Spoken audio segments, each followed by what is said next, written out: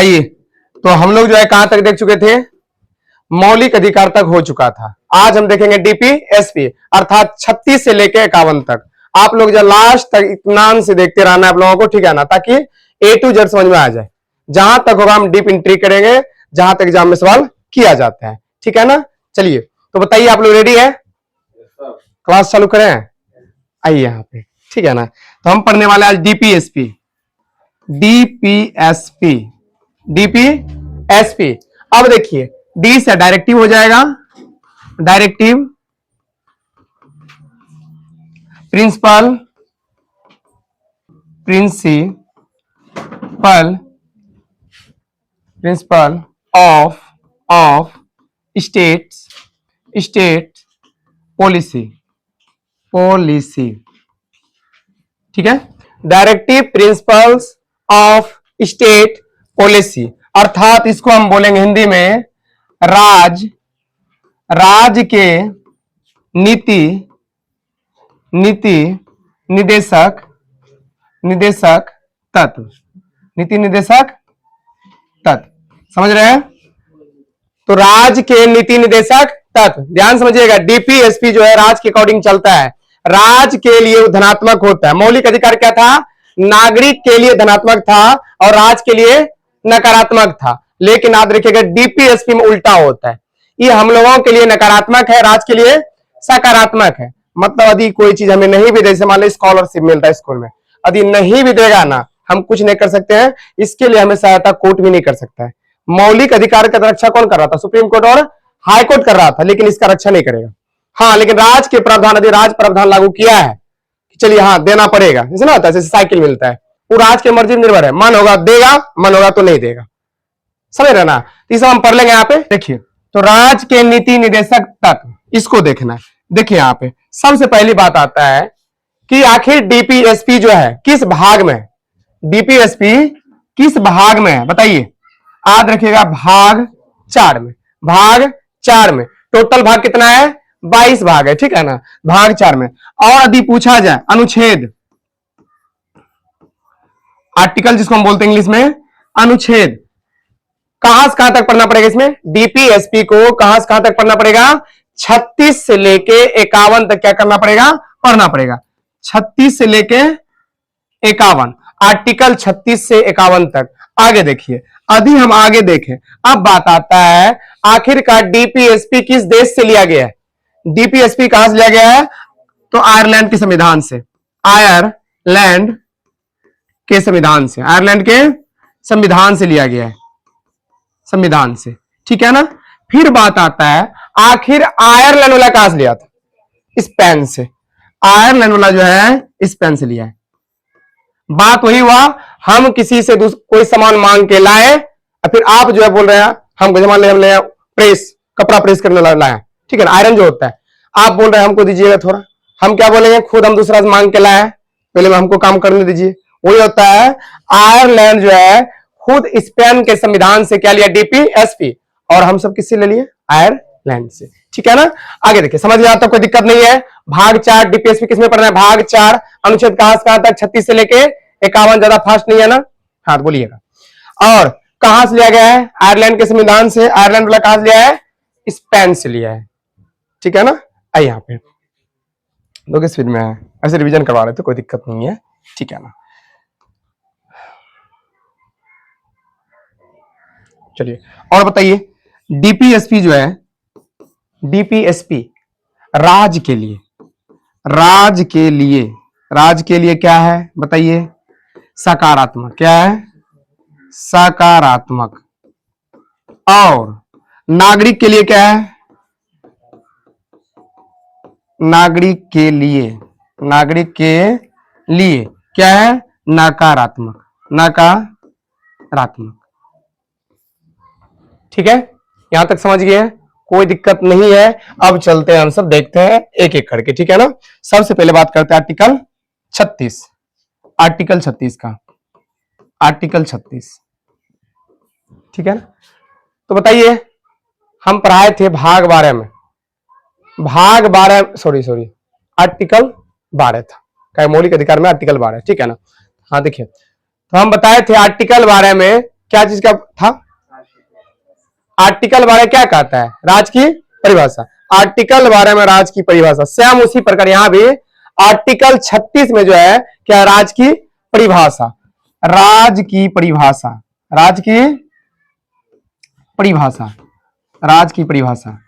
और हम बताए थे राज मतलब बिहार, यूपी, झारखंड नहीं समझिएगा। राज का मतलब जिसके पास कुछ पावर है और जो हम लोगों जैसा जनता पे थोप देता है, ठीक है ना। जैसे यूपीएससी अपने आप में क्या है? राज है। बीपीएससी क्या है? राज है। बिहार बोर्ड क्या है? राज है। सीबीएसई अपने आप में राज है। बिजली विभाग राज है। नगर पालिका अपने आप में राज है। समझ रहे ना? ये सब अपने आप में राज होता है। हम इसका बात कर रहे हैं, इस राज का। इस राज की परिभाषा किसमें है? 36। और आर्टिकल 12 में भी क्या है? राज की परिभाषा। और यदि हम बात करें, अच्छा हम बताए थे आप लोगों को, तो 12 में था राज की परिभाषा मौलिक अधिकार में, उसी तरह यहां पे 36 में राज की परिभाषा। और वहां 13 में क्या था? आर्टिकल 13 क्या कह रहा था? यदि हमारे मौलिक अधिकार को कोई भी कानून कम करे या हनन करे तो सुप्रीम कोर्ट द्वारा उसे क्या कर दिया जाएगा? शून्य घोषित कर दिया जाएगा। उसी प्रकार यहां क्या हो जाएगा? आर्टिकल 36 में कहता है, देखिए वहां तो सुप्रीम कोर्ट रक्षा कर रहा था मौलिक अधिकार को, लेकिन हम बताएं डीपीएसपी वाद योग नहीं है। वो हम छीन के ले सकते थे मौलिक अधिकार, हम सुप्रीम कोर्ट से लड़ के ले सकते थे, लेकिन ये नहीं ले सकते। ये राज के मर्जी पे निर्भर करेगा, ध्यान रखिएगा, ठीक है ना। हम बोल सकते हैं आर्टिकल 37 में जो है, यदि हम बात करें आर्टिकल 37 का पहला नंबर, ये वाद योग नहीं है। यह वाद योग नहीं है, वाद योग नहीं है, मतलब इसे हम नहीं ले सकते हैं, जबरदस्ती नहीं ले सकते हैं। और यह न्यायालय द्वारा संरक्षित है? नहीं, न्यायालय इसका सुरक्षा नहीं करेगा, रक्षा नहीं करेगा, राज के मर्जी पर निर्भर करता है, ठीक है ना। यह न्यायालय द्वारा, यह न्यायालय द्वारा संरक्षित नहीं है, संरक्षित नहीं है, संरक्षित नहीं है, समझ रहे हैं ना। और बताइए क्या है? न्याय उचित है? न्याय उचित है? नहीं, ठीक है ना। न्याय उचित नहीं है, न्याय उचित नहीं है, न्याय उचित नहीं है। क्या बताइए? परिवर्तनीय है? ये परिवर्तनीय नहीं है, मतलब इसका जो है मौलिक अधिकार के क्या चल रहा है? अपोजिट चल रहा है, ठीक है ना। आइए, यह परिवर्तनीय नहीं है, नहीं है, ठीक है ना। समझ गया? आर्टिकल 37 में क्या है? इसमें कहा गया डीपीएसपी वाद योग नहीं है, न्यायालय द्वारा संरक्षित नहीं है, न्याय उचित नहीं है, और यह परिवर्तनीय नहीं है, ठीक है ना। अच्छा कुछ बातें हैं हम लिख देते हैं आप लोगों के लिए, ठीक है ना, सही रहेगा। समझिए कुछ पॉइंट है जो कि बहुत इंपॉर्टेंट है और पूछा भी जाता है कि देखिए केटी सा था, केटी सा ने कहा था डीपीएसपी एक ऐसा चेक है जो बैंक के मर्जी पर अदा किया जाता है या भुगतान किया जाता है। क्वेश्चन आता है कि डीपीएसपी एक ऐसा चेक है, एक ऐसा चेक है जो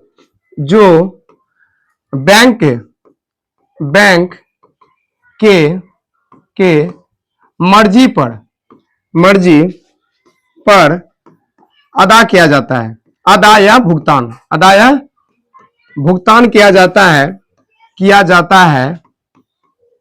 किया जाता है।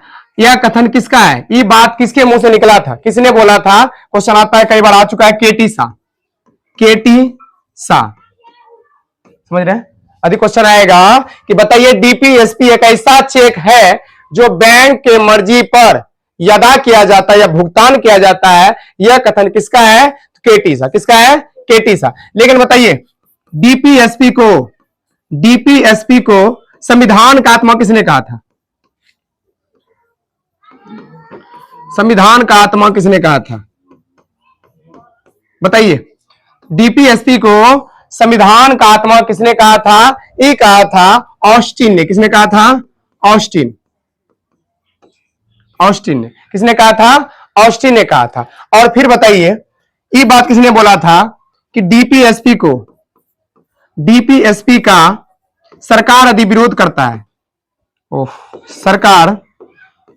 सरकार यदि विरोध करता है है तो अगले चुनाव में, जो अगला साल चुनाव होगा, ठीक है ना, अगले चुनाव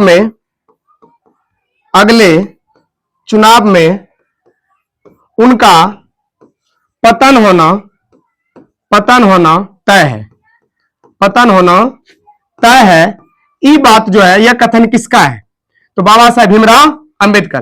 बाबा साहेब भीमराव अंबेडकर का कथन है कि यदि कोई सरकार डीपीएसपी का विरोध करता है, उसका पतन अगला चुनाव में क्या है? तय है, मतलब खत्म हो जाएगा, ठीक है ना।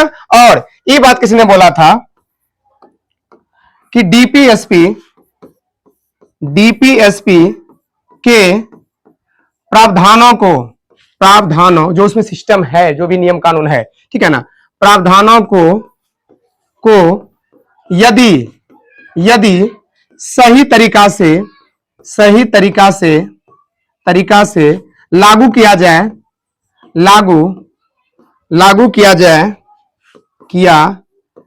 जाए तो भारत पृथ्वी पर स्वर्ग बन जाएगा।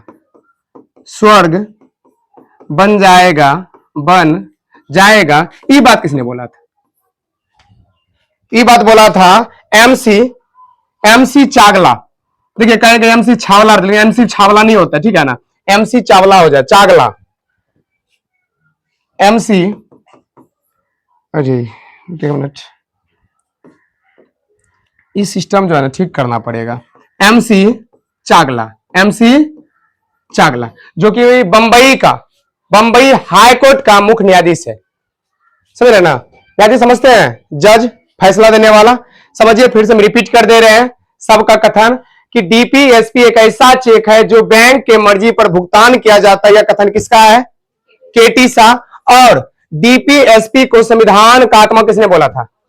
लेकिन बताइए, मौलिक अधिकार को संविधान का आत्मा किसने बोला था? बाबा साहेब भीमराव अंबेडकर। और ये बात किसने बोला था? डीपीएसपी का सरकार यदि विरोध करता है तो अगले चुनाव में उसका पतन तय है। ये कथन किसका है? बाबा साहेब भीमराव अंबेडकर का। और फिर ये कथन किसका है कि डीपीएसपी के प्रावधानों को यदि सही तरीका से लागू किया जाए तो भारत जो है पृथ्वी क्या बन जाएगा? स्वर्ग बन जाएगा। ये बात बोला था एमसी चागला, ठीक है ना। यहां पे हाँ, तो हम सब कहां देख रहे थे? यहां देख रहे थे, ठीक है ना। 37 तक हो चुका है। अब देखते हैं आर्टिकल 38। देखिए आर्टिकल 38 में क्या है? आर्टिकल 38 में कि डीपीएसपी जो है, समझिए, ये जो डीपीएसपी है आखिर इसका क्या उद्देश्य है? आखिर संविधान में क्यों रखा गया? इसका क्या टारगेट है? ये करना क्या चाह रहा है? तो समझिए बात को। तो डीपीएसपी का उद्देश्य है, क्या है? लोक कल्याणकारी राज का स्थापना करना, मतलब ऐसा राज का स्थापना करना जहां लोगों के प्रति क्या हो? न्याय हो, कल्याण करने की बातें हो, समझ रहे ना। तो डीपीएसपी का उद्देश्य है, यहां लिख देते हैं, है लोक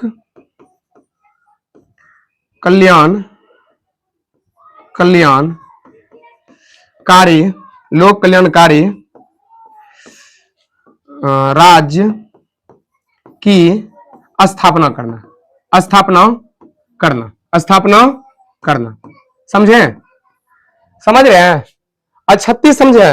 आर्टिकल 36 में क्या है? राज की परिभाषा। और हम बताए थे राज क्या है? बीपीएससी जिसके पास कुछ पावर होता है, ठीक है ना। और 37 में क्या था? 37 क्या कहता है? डीपीएसपी हम जानते हैं हम लोगों के लिए क्या है? निगेटिव है, नकारात्मक है, राज के लिए सकारात्मक है। और इसका रक्षा सुप्रीम कोर्ट भी नहीं करेगा, न्याय नहीं करेगा, इसीलिए यहाँ पे है यह वाद योग नहीं है, ठीक है। इसे हम जबरदस्ती नहीं ले सकते हैं, यह न्यायालय द्वारा संरक्षित नहीं है। सुप्रीम कोर्ट, हाई कोर्ट इसका रक्षा नहीं करेगा। उसके बाद न्याय उचित नहीं है, यह परिवर्तनीय नहीं है, ठीक है ना। और 38 में क्या है? आखिर डीपीएसपी का उद्देश्य क्या है? डीपीएसपी का उद्देश्य है लोक कल्याणकारी राज की स्थापना करना। और आप ही बताइए, लोक कल्याण कैसे हो सकता है? जब सामाजिक, 3 गो, सामाजिक, आर्थिक, राजनीतिक, क्या क्या बोले? सामाजिक, देखिए हम समझा देते हैं, सामाजिक, आर्थिक, सामाजिक रूप से, आर्थिक रूप से, और मतलब राजनीतिक बोल सकते हैं, राजनीतिक नीतिक रूप से समझिए। सामाजिक रूप से आप भेदभाव नहीं करिएगा, समाज में ऊंच नीच नहीं होना चाहिए, जातिवाद नहीं होना चाहिए, धर्म को लेकर वो धर्म का है उसको ज्यादा छूट नहीं दिया जाएगा, ऐसा नहीं होना चाहिए। समाज में मतभेद ना हो, सबको साथ लेकर चलिए, वह सामाजिक न्याय। और आर्थिक क्या होता है, जो आर्थिक रूप से पिछड़ेपन है ना, गरीबी में पूरा, उसको सहायता दीजिए, रोजी रोटी दीजिए, ताकि अपना जीवन जो होता है गुजार सके थोड़ा सही से, ठीक है ना।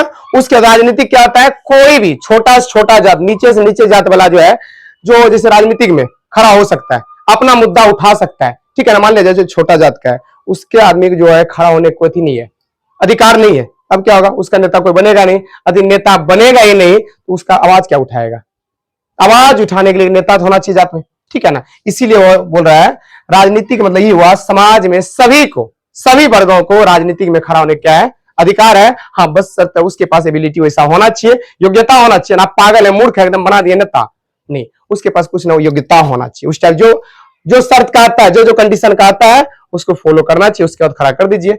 हाँ तो समझ गए, लोक कल्याणकारी राज का स्थापना तभी हो सकता है जब सामाजिक, आर्थिक और राजनीतिक रूप से क्या करें, न्याय करें। ऐसा सिस्टम लाया जाए, ऐसा प्रावधान करे डीपीएसपी। आर्टिकल कौन कहता है, 38 कहते हैं, आया समझ में। अब देखिए अभी हम बात करें आर्टिकल 39 का, आर्टिकल 39, ठीक है ना। अब देखिए 39 में जो है हम पढ़ेंगे 39 का ए, 39 का ए, ये बाद में जोड़ा गया था 42वां संविधान संशोधन 1976 के तहत, और हम कल पढ़ाए थे संविधान संशोधन। ऐसे में दिन क्लास लेकर आएंगे, संविधान संशोधन का जो भी 1-1.5 घंटा लगेगा पूरा पूरा हम लिख लिख के खत्म कर देंगे, ताकि आपको जो है क्लियर दिख सके, ठीक है ना। आइए यहाँ पे 39 का ए और 39 का डी, लेकिन याद रखिएगा छोटकी डी, स्मॉल डी होना चाहिए, ठीक है ना, समझ रहे ना। तो 39 का ए पहले देखते हैं। 39 के में क्या है, 39 के ए में है निःशुल्क विधि सहायता, निःशुल्क विधि सहायता, सहायता, निःशुल्क विधि सहायता।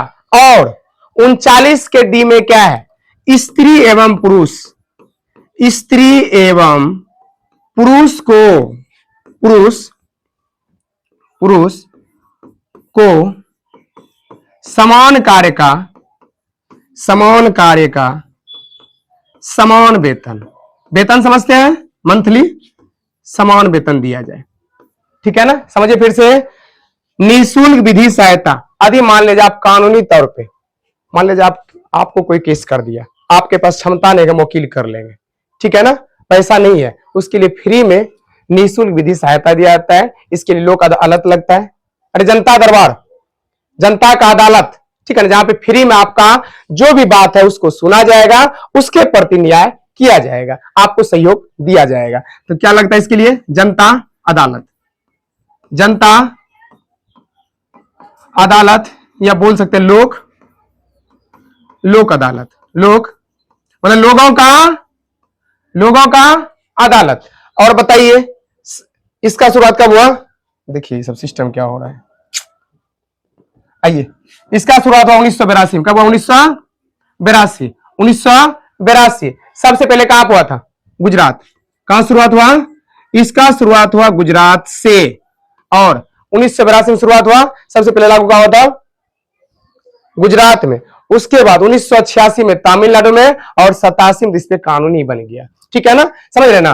और बताइए अभी बोलेगा 39 का ए क्या संविधान संशोधन के द्वारा जोड़ा गया था, तो 42वां संविधान संशोधन, 42वां संविधान संशोधन 1976 में, 1976 में 39 का ए जोड़ा गया है। हम बता दें इस समय प्रधानमंत्री कौन थी, इंदिरा गांधी, इंदिरा गांधी। इसी में 3 शब्द भी जोड़ा गया था, कौन कौन सा, समाजवाद, पंथ निरपेक्ष या धर्म निरपेक्ष हम बोल सकते हैं, तीसरा अखंडता, ठीक है ना। आइए इसीलिए हम बताए थे इसको क्या बोला गया, मिनी कॉन्स्टिट्यूशन बोला जाता था, ठीक है ना। तो समझ गए 39 का ये निःशुल्क विधि सहायता, मतलब लोगों के लिए सहायता दिया जाता है जो गरीब मतलब पिछड़ेपन है उसके लिए, ठीक है ना। आइए उसके बाद अभी हम बात करें 39 का डी में क्या है, इसमें स्त्री एवं पुरुष को समान कार्य के लिए समान वेतन दिया जाएगा। जैसे मान लीजिए कोई पुलिस विभाग में लड़की का भी जॉब है और लड़का का भी जॉब है, अब समझिएगा दोनों का मंथली इनकम मान ले 40,000 है, ऐसा बात नहीं स्त्री है इसको कर दो 20,000, पुरुष है इसका हो जाएगा 40,000, नहीं, समान कार्य के लिए समान वेतन, समझ रहे ना। यदि इसका 40,000 है तो उसका भी कितना होना चाहिए, 40,000 होना चाहिए। लेकिन ध्यान रखिएगा जगह पे भी डिपेंड करता है, जितना आप खतरनाक काम में जाइएगा, खतरनाक जगह पे, पटना चले जाइए, समझिए यहाँ पे बीच में बोलना नहीं है, यदि बोलना है तो इधर बोलिए, ऐसे हम डिस्टर्ब हो जाते हैं, ठीक है ना। आइए, तो हम क्या बोल रहे हैं, जगह पर भी डिपेंड करता है। आप सुने आर्मी सब में बॉर्डर पे चला जाता है, तनख्वाह बढ़ जाते हैं, जहां पे मतलब आतंकवादी लड़ा हो रहा होते रहता है वहां पे, ठीक है ना। और जैसे पटना चले जाइए, मान लो दरोगा, ऐसा मत नहीं बोलिएगा, ऐसा नहीं कि मान लो जहां समान कार्य के लिए समान वेतन है स्त्री पुरुष को, कोई दरोगा में है, हम अभी पुलिस से है, पुलिस नहीं जो होता है, पुलिस नहीं होता नहीं है, पुलिस ही होता है, ठीक है ना। पुलिस में बोलेंगे हम वो दरोगा में है, हम पुलिस में है, उसका यदि 60,000 70,000 है, मेरा भी उतना होना चाहिए, नहीं, ऐसे कैसे हो सकता है। आपका पद अलग है ना, आपका पद लो है, उसका ऊपर है, तो यहाँ पे नहीं चलेगा, पद सेम होना चाहिए। लेकिन हाँ, जगह पे भी डिपेंड करेगा। कोई पटना में जानते होंगे बैठारी में रह सकते हैं, वो हमेशा बिजी रहता है, जहां बिजी वाला बात होगा, जहां ज्यादा काम की बात होगा, पैसा ज्यादा दिया जाएगा, समझे। हाँ, लेकिन एक ही जगह पे है, दोनों एक के थाना में है और दोनों अलग अलग वेतन है, तो वहां भेदभाव हो रहा है। ये वाला सिस्टम हटाया गया है, यहां बोला गया समान कार्य के लिए समान वेतन स्त्री पुरुष दोनों। लेकिन ध्यान से नोट में बात ध्यान रखिएगा, पद अलग अलग होगा तो वेतन अलग अलग होगा, जगह अलग अलग होगा तो वेतन भी अलग अलग होगा, ठीक है ना। समझिए यहाँ पे, तो कोई दिक्कत यहां तक, समझिए यहां तक। चलिए आगे चलते हैं। अब हम बात करते हैं 40, आर्टिकल 40। यहां पे हम नंबर दे रहे थे कि ये आर्टिकल 40 का, ठीक है ना। अभी हम बात करें आर्टिकल 40 का, इसमें है पंचायती राज का गठन। पंचायती राज का गठन का जो चर्चा है आर्टिकल किसमें है, 40 में है। पंचायती राज की गठन की चर्चा किसमें है, आर्टिकल 40। आर्टिकल 40 में पंचायती राज गठन की चर्चा है। इसी के लेकर आपको पता होगा कि महात्मा गांधी और बाबा साहेब भीमराव अम्बेडकर में मतभेद चल रहा था। महात्मा गांधी बोल रहा था कि पंचायती राज जो है का गठन जो हर राज्य में होना चाहिए, पंचायती जो है हर राज्य में होना चाहिए, तभी सही होगा। लेकिन भीमराव अम्बेडकर इसका विरोध करता था, नहीं लागू होना चाहिए, नहीं पंचायती होगा, जो बलशाली है, पावरफुल है, वो क्या करेगा, छोटे नीचे जो लोग रहेगा उसको दबा देगा, उसका मानना नहीं देगा। आज भी समाज में यही हो रहा है, जो बड़ा पार्टी होता है, बड़ा पार्टी होता है, छोटे मोटे पार्टी मन्ना नहीं देता है पंचायतियों में, बोलता है ज्यादा आदि खिलाफ बोलिएगा, बोलेगा नहीं मन्ना नहीं देंगे, पंचायती मन्ना नहीं देंगे, साइड हो जाइए। आजकल देखे गांव में जितना भी फैसला होता है क्लियर होता है क्या, नहीं होता है। मतलब फैसला होता है, आज देखिएगा उसके विरोध होने लगा, हल्ला करने लगा, हो गया सब जो अपना अपना धोती कुर्ता समेट के चलिए नहीं करना पंचायती, हो गया, करिए फैसला। तो बाबा साहब भीमराव अम्बेडकर का कहना था लागू नहीं होगा, लेकिन बाद में देखिए बात क्या हुआ, दोनों में क्या हुआ, मनमुटाव हो गया, मतभेद हो गया, महात्मा गांधी अलग रूठा हुआ, जेल में हम नहीं खाएंगे, ठीक है ना। हाँ, लेकिन अब बोला गया देखिए पंचायती राज का गठन करना सही है, ठीक है ना, गलत नहीं है, सही है, लेकिन हाँ ये राज के मर्जी पर निर्भर करेगा। इसको क्या कहां डाल दीजिए, डीपीएसपी में डाल दीजिए, राज के मर्जी निर्भर करेगा, मन होगा तो लागू करेगा, मन होगा तो लागू नहीं करेगा, लेकिन हाँ इसको डीपीएसपी में रख दीजिए, समझ रहे हैं ना। अब देखिए अभी हम बात करें पंचायती राज का, कुछ पॉइंट बनता है, ध्यान सुनते रहिएगा। आर्टिकल 40 तो हो गया, लेकिन कब, क्या संविधान संशोधन, 73वां संविधान संशोधन। आदि याद रखिएगा, दो बात यहां पूछा जाएगा, यदि आपसे विधेयक पूछा जाएगा, प्रस्ताव जो लेकर आते हैं, यदि विधेयक पूछा जाएगा, विधेयक तो क्या बोलिएगा, 1992। लेकिन बोले इस पे कानून कब बना, कानून 1993 कानून बना था, कानून जिसको बोलते हैं अधिनियम, कानून को ये बोलते हैं अधिनियम, इंग्लिश में बोलते हैं एक्ट, ठीक है ना। 1993 अर्थात लागू कब हुआ, 24 अप्रैल 1993 को लागू हो गया था। इसीलिए यदि पूछा जाए पंचायती राज दिवस कब मनाया जाता है, पंचायती राज दिवस कब मनाया जाता है, याद रखिएगा 24 अप्रैल को पंचायती राज दिवस मनाया जाता है, ठीक है ना, समझ रहे हैं। आगे चलते हैं और समझिए, एक हम लेते हैं पंचायती का, एक नगरपालिका और एक हो जाएगा सहकारिता। नगरपालिका शहर में होता है, ठीक है ना। यहाँ पे तो पंचायती राज व्यवस्था, एक नगर पालिका, एक सहकारिता। सुनते जाइएगा ध्यान से। यहाँ पे आदि हम बात करेंगे कि पंचायती राज ये कितना भाग में है, इसका चर्चा पंचायती का चर्चा किसमें है, 9वां भाग में, भाग 9, भाग 9 में। और ये भाग 9 के क, 9 के क, और ये भाग 9 के ख में, 9 के ख में चर्चा है। समझ रहे हैं, आगे देखते जाइए। अब बात आता है आर्टिकल कौन सा, आर्टिकल ही कौन सा, याद रखिएगा 243, 243 के ए से लेके कहां तक, ओ तक, मतलब A B C D E आप करते करते कहां चले जाइए, ओ तक। और यदि पूछा जाए नगर पालिका किसमें, याद रखिएगा आर्टिकल, आर्टिकल 243 तो होगा ही होगा, ओ हो गया ना, ओ के बाद क्या था, पी, पी से लेके जड, जड के बाद फिर जाइए वहां जी तक, जड जी तक।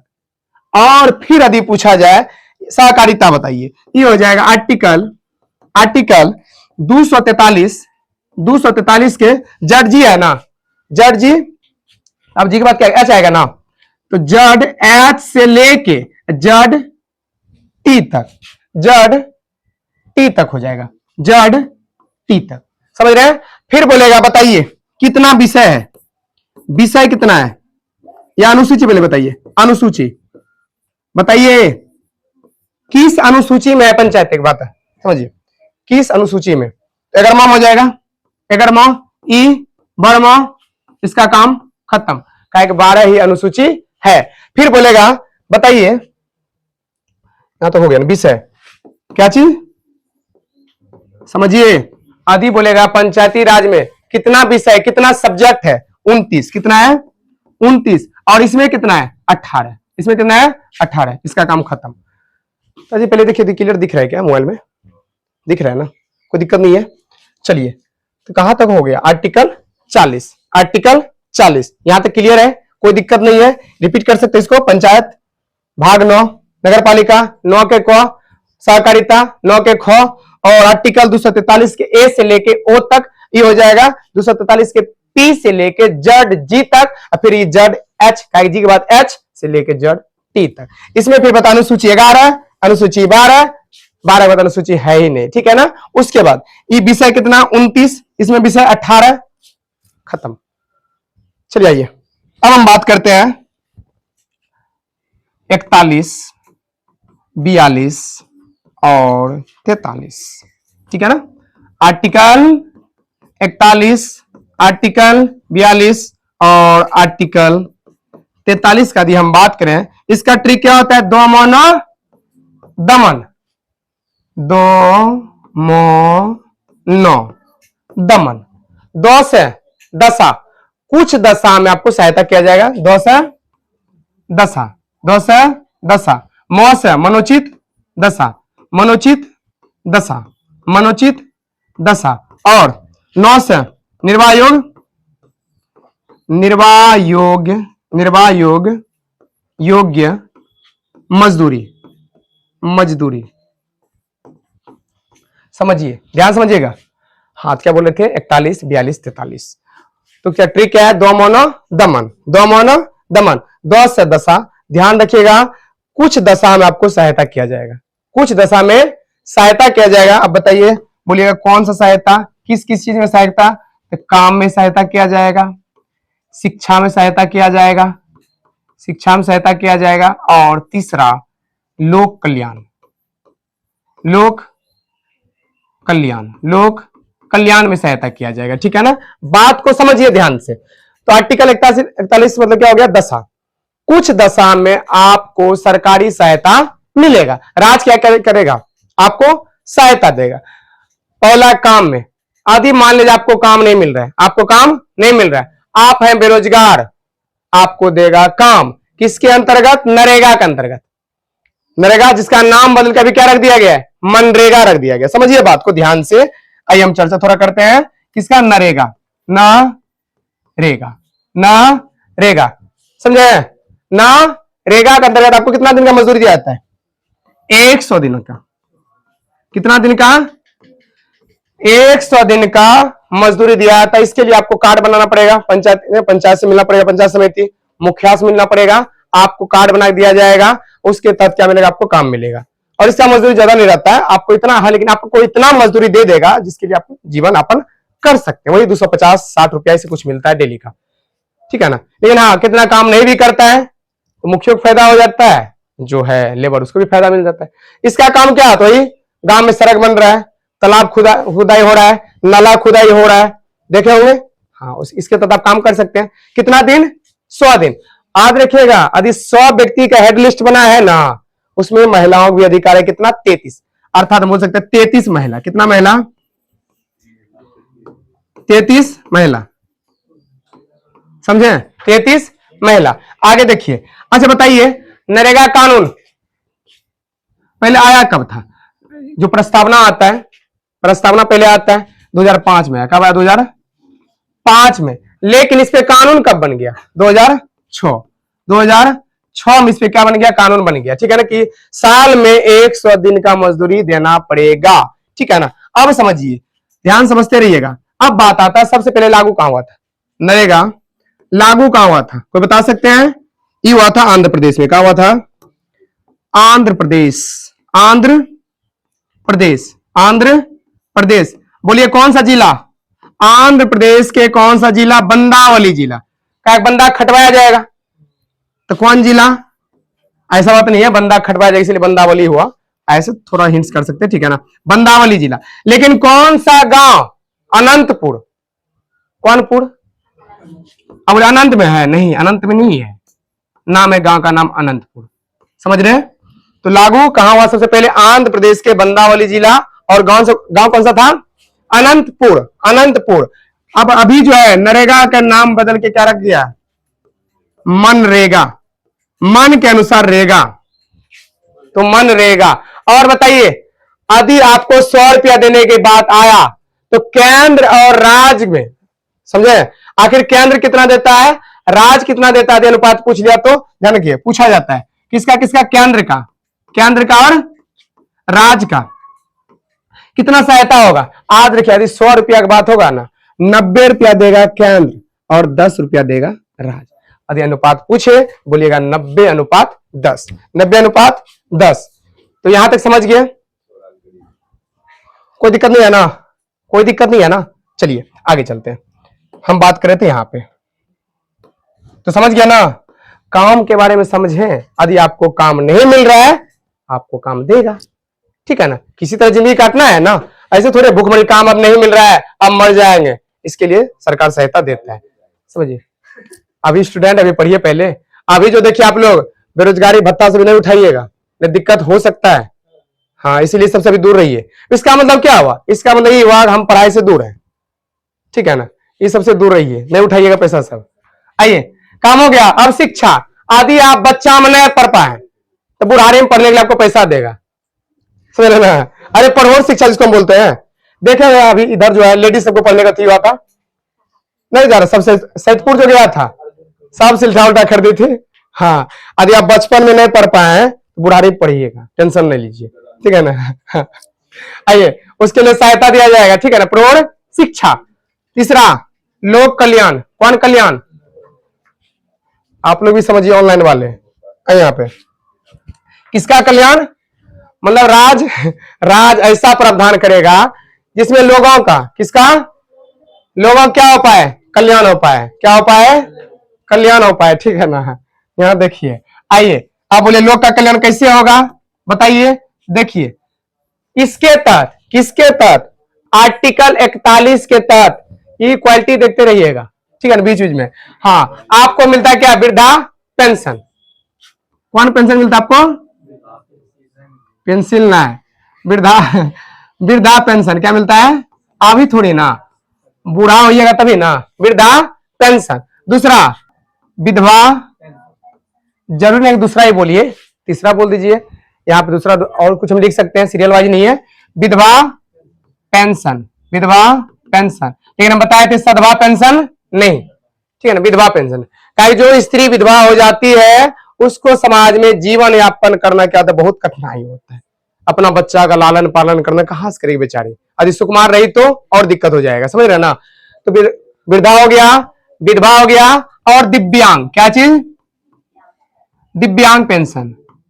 दिव्यांग पेंशन मतलब जिसको हम बोलते हैं विकलांग पेंशन। लेकिन हाँ, इस सही शब्द होता है, सुनने में अच्छा भी लगता है, उसको बुरा भी नहीं लगेगा, ठीक है ना। आइए, यदि आप किसी को विकलांग बोलते हैं तो उसको गुस्सा ले, लेकिन दिव्यांग बोलेंगे तो ज्यादा दिक्कत नहीं होगा, ठीक है ना। आइए अगला, अन्नपूर्णा योजना। इसी के तहत क्या दिया जाता है, अन्नपूर्णा योजना समझते हैं। अन्न जो मिलता है, अन्न नहीं मिलता है, हाँ समझिए। बेरोजगारी भत्ता, बेरोजगारी भत्ता मिलता है। बेरोजगारी भत्ता ये सभी क्या है, लोक कल्याण के लिए। बताइए, सबसे लोक कल्याण नहीं हो रहा है, लोगों का कल्याण हो रहा है ना। हाँ, तो समझ गया तक। आगे देखिए, अब देखते हैं आर्टिकल 42 में क्या है। इसमें है मनोचित दशा, मतलब मन के उचित दशा। यदि आपका सरकारी जॉब है, यदि आपका हालत उस टाइप से हो गया है जिसके लिए आप क्या असमर्थ है काम करने में, आपको सहायता दिया जाएगा, आपको बोलेगा रेस्ट करिए। बताइए, मन के उचित दे रहा है, न्याय कर रहा है ना वैसा, तो हो गया मन के उचित दशा, तो मनोचित दशा। इसी के तहत, बहुत इंपॉर्टेंट है, ध्यान रखिएगा, इसी के तहत आपको मिलेगा मातृत्व अवकाश, मातृत्व अवकाश, अवकाश, या इसी को बोलते हैं प्रसूति सहायता, प्रसूति सहायता, समझते हैं। अरे प्रसूति मतलब हो गया जो लेडीज गर्भावस्था में है, उसके जो गर्भ में है संतान है, और उसका क्या है जॉब है, मान लीजिए बिहार पुलिस में जॉब है, उसके घर में क्या है संतान है। ध्यान रखिएगा, बच्चे का जन्म होने से पहले कितना हफ्ता छुट्टी, 8 सप्ताह पहले, 8 सप्ताह पहले, 8 सप्ताह, 8 सप्ताह पहले, पहले क्या दिया जाएगा छुट्टी। और बच्चे के जन्म होने के 18 सप्ताह, 18 सप्ताह बाद तक, 18 सप्ताह बाद तक, टोटल कितना हो गया 26 सप्ताह, 26 सप्ताह। यदि आप लोगों क्वेश्चन आ जाए ऑब्जेक्टिव होता ना ऑप्शन में, यदि सप्ताह में रहेगा 26 सप्ताह, महीना में रहेगा तो 6 महीना। देखिए, एक महीना में 4 सप्ताह, 6 महीना में 24 हुआ, और जो 2 दिन, अरे 7 चौका 28 हुआ ना, 2 दिन जो जा रहा है, फिर जोड़िए 6 का 12 हुआ, 6 दूना 12 दिन, एक सप्ताह में 7 दिन हो ही जाता है लगभग।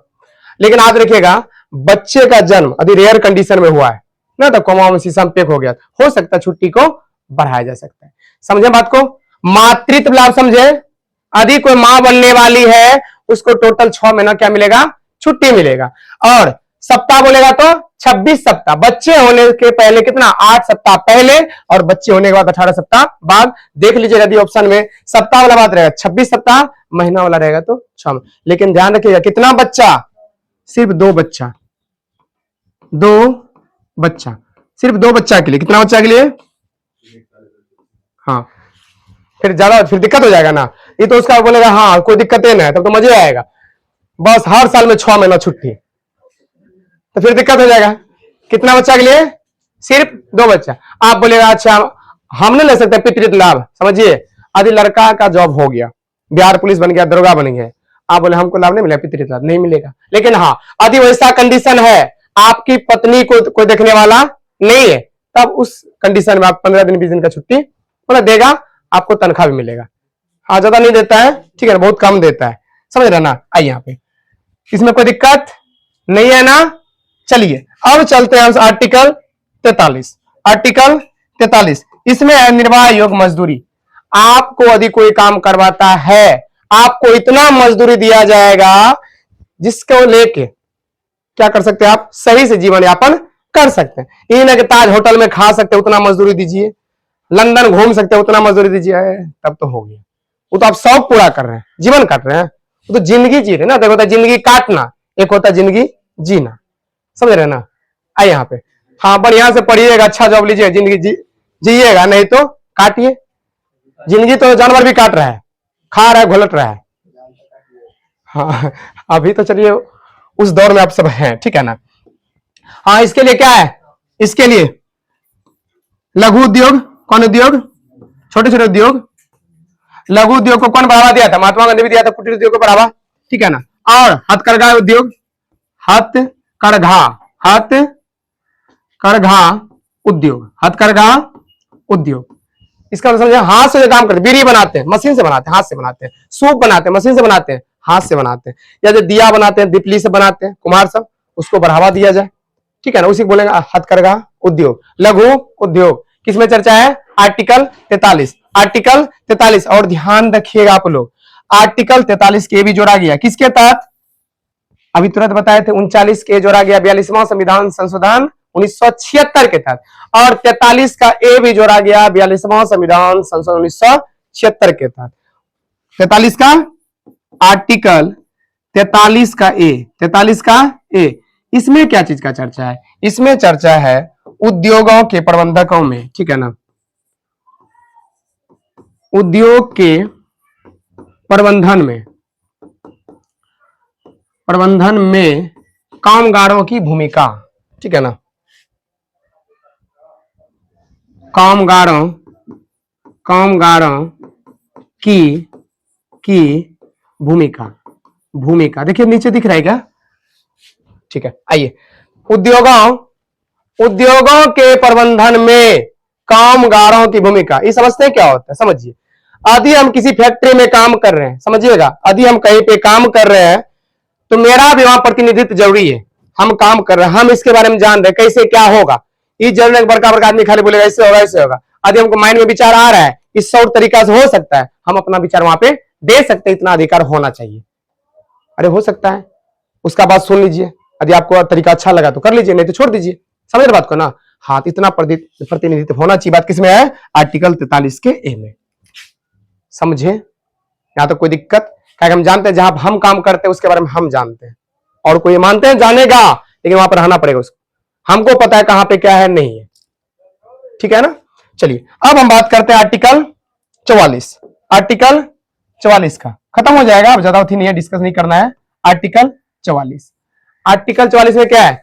CCC, common civil code, common civil code, ठीक है ना। क्या है? सी मतलब कॉमन, सी मतलब सिविल, सी मतलब कोड, अर्थात बोल सकते हैं, ठीक है ना, समान नागरिक संहिता, समान नागरिक संहिता, ठीक है ना, समान नागरिक संहिता। कोड मतलब क्या होता है? संहिता, समझे? समान नागरिक संहिता मतलब क्या हुआ? समान मतलब सभी समान हो, सभी नागरिक, सबके लिए रूल एक ही रहेगा, लेकिन क्या चीज का रूल, ये बात आता है, मतलब शादी कर रहे हैं सबके लिए रूल एक होगा, लेकिन हाँ ये बात नहीं है, हम सर हम करेंगे विवाह भवन में, वो बोलेगा हम करेंगे मंदिर में जाके, कोई बोलेगा हम स्टेज कर लेंगे, हम चौकी करेंगे, मतलब शादी कहीं करिए आप, समझ रहे ना। ये मान लिया जाए वो जो तरह तरह होता है ना शादी करने का सिस्टम, कोई बोलता नहीं हम पंडित जी के सामने करेंगे, कोई बोलता नहीं हम पुलिस के सामने कोर्ट में करेंगे, करिए, लेकिन शादी के बाद जो नियम कानून होगा उस सब के लिए क्या होगा? एक होगा, समझे? नहीं समझे? आज थोड़ा थोड़ा हंसने आ रहा है ना, यही तो हम चाहते हैं, थोड़ा थोड़ा है। आइए, उसके बाद तलाक देने का सिस्टम, इन एक पहले क्या सिस्टम था? फोनों पे तलाक तलाक तलाक, जो उतरा छोड़ दे लियो, हो गया। हाँ, ये मुस्लिम में था सिस्टम, ठीक है ना, लेकिन अब क्या किया गया है? अभी यूसीसी लाया गया, ये तो एक, ये कौन लागू किया था? पुर्तगाली, समझिए, ये सबसे पहले बताइए लागू कहां हुआ था? दिमाग लगाइए, पुर्तगाली कहां भगाए थे? गोवा से ना, सबसे पहला राज्य यही था गोवा। समान सिविल कोड लागू करने वाले कौन था? गोवा। कौन किया था? पुर्तगाली, वो अपना अनुसार चलाता था, लेकिन जब भगाया गया उसके बाद अपना भारत है वही चीज, लेकिन सिर्फ नाम अलग किया। क्या किया गया? UCC, uniform civil code. ये सबसे पहले कौन राज्य? यदि बोलेगा यूसीसी लागू करने वाला पहला राज्य कौन था? उत्तराखंड। यू से उत्तराखंड, इन्हें बोले यू से उड़ीसा भी होता है, यूपी में दे दीजिए ना, ऐसा नहीं होता है यहाँ पे। उत्तराखंड, उत्तराखंड, समझिए। यदि बोलेगा सीसीसी मतलब समान नागरिक संहिता लागू करने वाला पहला राज्य कौन था? गोवा। लेकिन यूसीसी लागू करने वाला पहला राज्य कौन था? उत्तराखंड। हाँ, इसके तहत क्या क्या बोले? इसके तहत क्या क्या होना चाहिए? शादी का सिस्टम, विवाह का, विवाह करने का सिस्टम एक होना चाहिए, मतलब विवाह में सब एक, या हिंदू हो, मुस्लिम हो, सिख, ईसाई, बौद्ध, जैन, कोई भी हो। और तलाक, तलाक का भी सिस्टम क्या होना चाहिए? एक होना चाहिए। क्या जानते हैं तलाक देने का सिर्फ पुरुष का अधिकार था, सिर्फ लड़का बोलेगा तलाक तलाक तलाक, काम खत्म। लेकिन लड़की नहीं, लड़की लड़कियों का सिस्टम बनाइए, लड़की और लड़का बोल देगा तलाक तलाक तलाक। लेकिन अच्छा था, ने लागू किया, नहीं समझे? उसको गुस्सा नाके पर आता है, तुरंत न लाइएगा, तलाक तलाक तलाक, जाइए, हो गया। समझे? हाँ हाँ, उसी में था यहाँ पे। उसके बाद गोद लेने वाला सिस्टम, बच्चे गोद लेते हैं ना, गोद लेने का सिस्टम भी सभी धर्म में क्या होगा? एक। सभी धर्म क्या, पूरा राज्य में क्या होगा? एक समान होगा। उसके बाद संपत्ति का बंटवारा, संपत्ति का बंटवारा समझते हैं? मान ले पिताजी खत्म, उसका जो बेटा बेटी जो भी है, उसका भी क्या होता है? उस पर अधिकार होता है, सब बांटता है ना। तो संपत्ति बांटने का सिस्टम, संपत्ति का बंटवारा, संपत्ति का बंटवारा, बंटवारा, ठीक है ना। इस सब का सिस्टम क्या होगा? एक होना चाहिए। समझे बात को? आर्टिकल 44 समझ गए, कोई दिक्कत नहीं है। अब बात करते हैं आर्टिकल, आर्टिकल 45, आर्टिकल 45। और आपको पता होना चाहिए आर्टिकल जो 45 था, आर्टिकल पहले क्या था? 6 से लेके 14 वर्ष के बच्चा को निःशुल्क शिक्षा दिया जाएगा, लेकिन अभी उसको उठा करके 21 के ए में रखा गया है। और बोलिए सर यहाँ पे क्या लाया गया? यहाँ लाया गया 6 से कम उम्र के बच्चे के लिए, ठीक है ना। तो समझिए बात, यहां कहा गया 6 से नहीं है, 6 से कम बच्चा, वो आड़ी बाड़ी आंगनबाड़ी, ठीक है ना, वहां सहायता देता है ना। 6 से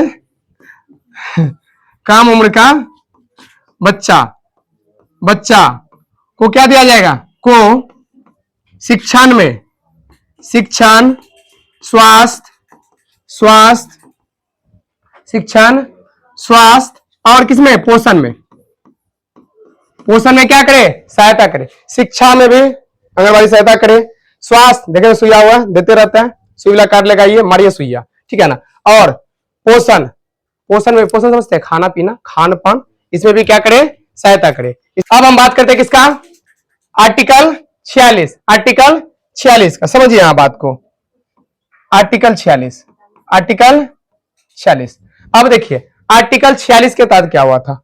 इसके तहत SC, ST, OBC और अन्य पिछड़ा वर्ग या कमजोर वर्ग, अन्य कमजोर वर्ग, कमजोर वर्ग, कमजोर वर्ग को, कमजोर वर्ग को समझिए बात को, शिक्षा, शिक्षा और आर्थिक रूप से, आर्थिक रूप से क्या दिया जाए? सहायता दिया जाए। समझिए हम क्या बोल रहे हैं?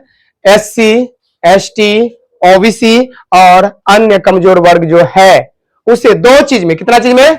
दो चीजों में जो है, किसमें? शिक्षा में और आर्थिक रूप से क्या किया जाए? उसको सहायता किया जाए। क्या किया जाए? सहायता किया जाए। अभी हम आगे बात करें, आगे बात करें आर्टिकल 47 का। आर्टिकल 47, आर्टिकल 47 में देखिए क्या है? पोषाहार स्तर को बढ़ावा, पोषाहार स्तर, स्तर को बढ़ावा, पोषाहार स्तर को बढ़ावा, लाइफ स्टैंडर्ड, जीवन, जिसको बोलते हैं जीवन स्तर, ठीक है ना, जीवन स्तर,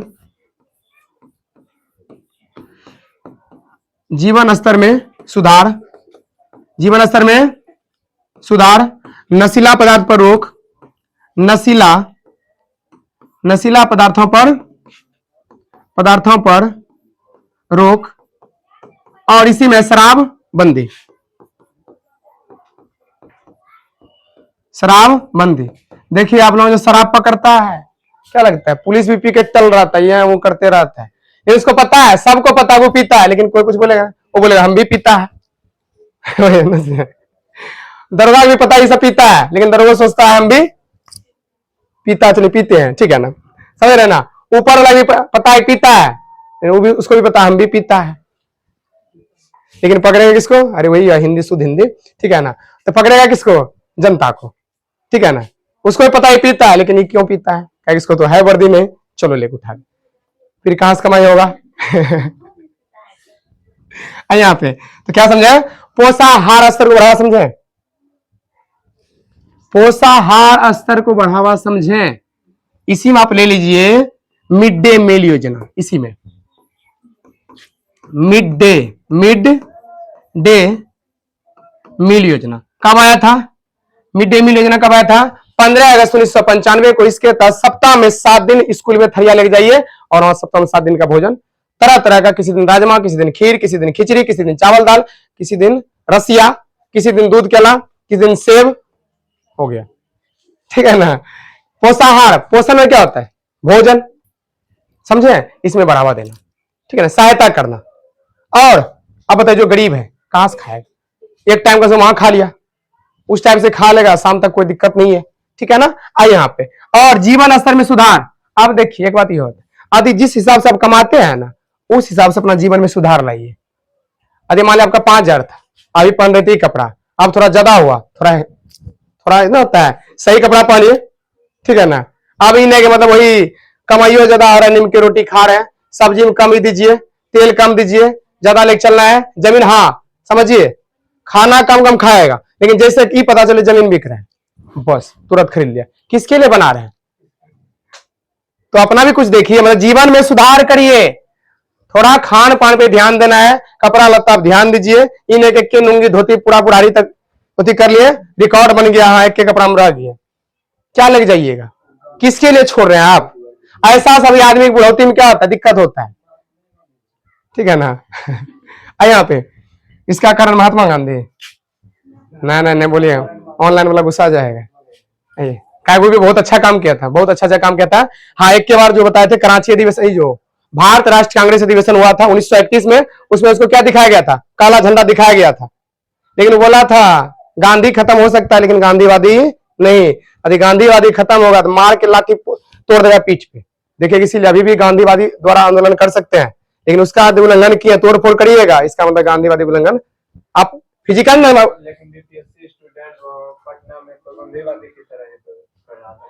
नहीं समझे, भ्रष्टाचार है ना, भ्रष्टाचार नहीं है, करप्शन बहुत है ना, तो आजकल देखता कहाँ है इस, देखिए वही नहीं समझता है, जो भी पुलिस दरोगा एसपी है डीएम है जो भी है, उसको ये समझना चाहिए, हम भी पहले यहाँ आने से पहले हम भी एक स्टूडेंट थे, हम भी इसी तरह आवाज उठाते थे, कभी उसका दर्द को समझना चाहिए, उसके फीलिंग को समझना चाहिए, लेकिन समझने के लिए तैयार नहीं है, ठीक है ना। ऐसा नहीं करना चाहिए था, उसको भी समझना चाहिए, हम भी पहले स्टूडेंट थे, ये तो भ्रष्टाचारी हो रहा है। देखिए गरीब के लिए कानून नहीं है, ये नियम जितना भी पढ़ाया जा रहा है, जितना भी है मौलिक अधिकार है उतना उतना कहां मानना दे रहा है, उल्लंघन तो हो ही जाता है, हनन तो हो ही जाता है, लेकिन कहां जाइएगा, जाइए पैसा ले खरीद लेगा वहां तक, इधर रह जाइएगा, इसमें गरीबी पर आइएगा, आप सच्चाई की आवाज उठाइए, आप ही पकड़ के एकदम जेल में कर देगा, जाइए मन खुश करते रहिए, कैसा फील हो रहा है बताइए, आप कैसा फील हो रहा है, आप बहुत बोलते, ये होता है, ठीक है ना। हाँ तो समझ गए यहां तक, कोई दिक्कत नहीं है ना, हाँ तो समझ गए, जीवन स्तर में सुधार करिए, मतलब पैसा कमाए के साथ साथ अपना जीवन में भी सुधार करिए, अच्छा खान पान करिए, कोई कुछ यहां से लेके नहीं जाएगा, जैसा था वैसा रह जाएगा, आप चले जाइएगा, आपके लिए 2 दिन 3 दिन रोएगा, फिर एकदम खुश, हाँ ये कर रहा है, समझे, ये नहीं बोले सब खर्चे कर दीजिए, उतना खर्चा करिए जितना होना चाहिए। आइए यहाँ पे नशीला पदार्थ पर रोक, किसके तहत, आर्टिकल 47 नशीला पदार्थ पर रोक, जैसे ड्रग्स हो गया, दारू हो गया, शराब हो गया, शराबबंदी सब इसी के तहत हो गया। आइए आर्टिकल 48 क्या जाएगा, समझिए, आर्टिकल 48, आर्टिकल 48 का यदि हम बात करें, बताइए इसमें क्या है, इसमें है कृषि एवं पशुपालन, कृषि एवं पशुपालन मतलब समझे, आप देखेंगे कृषि के लिए पैसा मिलता है, 6,000 सालाना मिलता है ना, जब हम कार्ड बना रसीद लेके जाते हैं, ऑनलाइन जो करा क्या बनाते हैं, पंजीकरण बनाते हैं, पंजीयन बनाते हैं, उसके तहत मिलता है आपको साल में कम से कम 6,000, 4 महीना में 2,000 करके मिलता है आपको, यहाँ तक कि और पशु पालने के लिए लोन भी मिलता है, और देखिए पंजीकरण जो बनाइएगा उसके तहत ब्लॉक में बीज मिलता है, गेहूं का, चना का, दाल का मिलता है इसके तहत, ठीक है ना। अब पशुपालन आपको लोन मिलता है 10 लाख लीजिए, 5 लाख का 5 लाख जमा करिए, 5 लाख अब जो करना है करिए। लेकिन हाँ, पशु पालिए, बत्तख पालन, मुर्गी पालन, ठीक है ना, अलग अलग फॉर्म खोलिए, मछली पालन, ठीक है ना। गाय देखिए कान में लगाता है, बाली टाइप हो जाता है येलो कलर का, उस सब के लिए पैसा मिलता है, समझ रहे ना, समझे। भैया का आधार कार्ड तो क्या समझे, कृषि एवं पशुपालन में भी सहायता दे रहा है। लेकिन याद रखिएगा, यदि नहीं देगा आप कोर्ट नहीं जा सकते। फिर बात वही होगा, काहे किस पे निर्भर कर रहा है, राज पे निर्भर होगा। मन होगा तो देगा, मन होगा तो नहीं देगा, ठीक है ना। आइए अब बात आता है आर्टिकल में, देखिए इसी नोट में याद रखिएगा, नोट में है दुधारू पशु के की हत्या पर रोक, मतलब जो दूध देता है ना, जो पशु, देखिए ज्यादा टारगेट किस पे है, गाय भैंस पे, ठीक है ना, उसकी हत्या पर रोक लगाया जाए। लेकिन याद रखिए जहां पे नियम लागू है वहां तो हवा निकल जाएगा काटने वाला, लेकिन हाँ जहां पे नियम लागू नहीं है तो फिर भी हंगामा हो ही जाता है, हंगामा हो जाता है ना। लेकिन याद रखिएगा इस पे आप सुप्रीम कोर्ट, हाई कोर्ट कहीं नहीं जा सकते हैं, क्या नीति निर्देशक तत्व में डीपीएसपी में आप क्या बोलिएगा, यदि लागू किया है तब दिक्कत हो ही जाएगा, समझ गया ना। तो दुधारू पशु का हत्या पर रोक किस आर्टिकल 48, कृषि एवं पशुपालन का बात होगा 48, और 48 के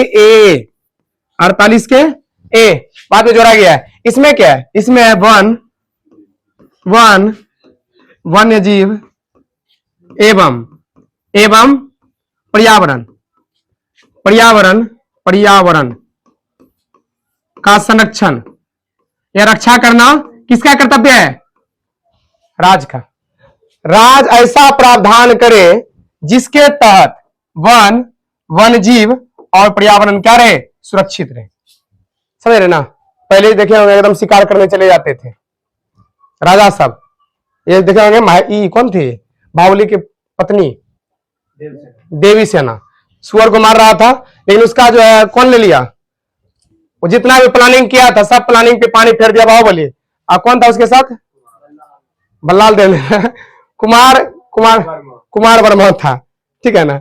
यहाँ पे समझिए, पागल था, ठीक है था यहाँ पे, तो समझ रहे ना। अब उन्हें चलता है, अब जाइए वन मारिए ना, तब आपको मारेगा वहां ले जाके हाँ वहां बल्लाल देव अलग बैठा है थाना में कोई न कोई जरूर आता है। हाँ बाहुबली में इक्का दुक्का अच्छा भी होता है, बाकी ज्यादा तो अच्छा नहीं होता है, ठीक है ना। आइए समझिए क्या बोल रहे हैं, 48 के में क्या है, वन का रक्षा करिए, वन जीव, वन में रहने वाले जीवों की रक्षा करना है, और पर्यावरण की संरक्षण करना किसका कर्तव्य है, राज का। किसका, राज का। और समझिए यहाँ पे ध्यान रखिएगा, हम फिर से बोल रहे हैं 42वां संविधान संशोधन, 42वां संविधान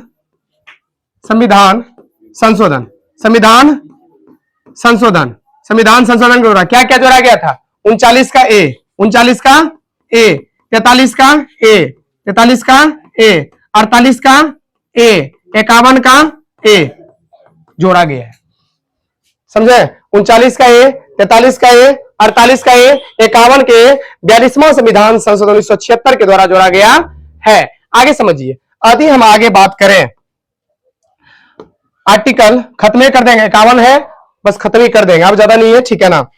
आर्टिकल 49 इसमें देखिए शॉर्ट है, तुरंत हम चल जाते हैं इसमें राष्ट्रीय स्मारक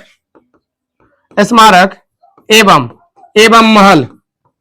महल की रक्षा करना सरकार का क्या है, राज का कर्तव्य बनता है। समझिए क्या बोले हैं, आर्टिकल 49 में क्या है, राष्ट्रीय स्मारक एवं महल की रक्षा करना राज का क्या है, कर्तव्य है, करना पड़ेगा। जैसे राष्ट्रीय स्मारक क्या, ताजमहल, दिल्ली का लाल किला, कुतुब मीनार, कुत्ता बीमारी से कुतुब मीनार, चार मीनार, और इंडिया गेट है ना, gateway of India, India gate तो दिल्ली में, गेटवे ऑफ इंडिया का है मुंबई में। इस सभी की रक्षा करना किसका कर्तव्य है, राज का कर्तव्य है। आगे आर्टिकल 50 में 50-50 कार्यपालिका अलग, न्यायपालिका अलग, ठीक है ना, समझ रहे ना। इसमें 50-50 किया गया है, 50-50, मतलब बोल सकते इसमें कार्यपालिका कार्यपालिका और न्यायपालिका, कार्यपालिका और न्यायपालिका, न्यायपालिका पृथक, पृथक समझते हैं अलग, ठीक है ना, पृथक, पृथक, ठीक है ना, पृथक अपना काम करे, अपना काम करे। समझ रहे बातों को? समझे? कार्यपालिका और न्यायपालिका, कार्यपालिका और न्यायपालिका पृथक अलग अलग अपना काम करेगा, ना तो इसके काम में वो हस्तक्षेप करेगा ना तो इसके काम में वो हस्तक्षेप करेगा, कोई किसी के काम में टांग नहीं लड़ाएगा। समझे? यहाँ पे है। अब बोलिए सर जी कार्यपालिका में क्या क्या आता है? कार्यपालिका में कौन आएगा? नेता आएगा, ये जितना भी पुलिस प्रशासन हो गया, डीएम हो गया, एसपी हो गया, कलेक्टर हो गया। समझे बात को?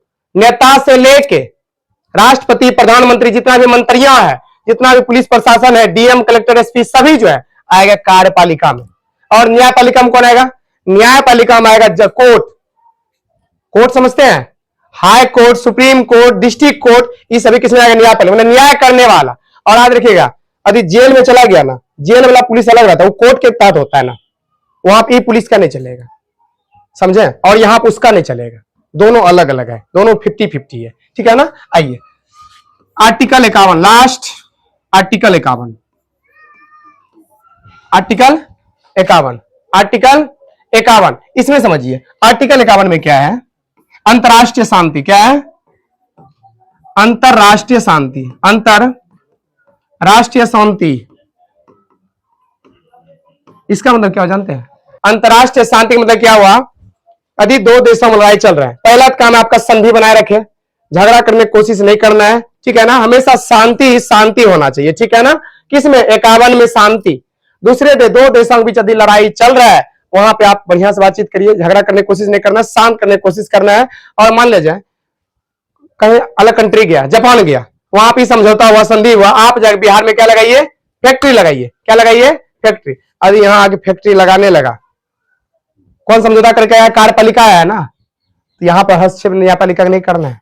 आप कौन होते बोलने वाले? आप साइड रहिए, आप उसका काम है। तो समझ रहे ना, अंतरराष्ट्रीय शांति समझ रहे हैं, मतलब हमेशा दो देशों के बीच क्या बनाए रखें? शांति बनाए रखें। बताइए क्लास कैसा लगा? चलिए यहीं तक रहने दीजिए, अब कल मिलते हैं न्यू अंदाज में।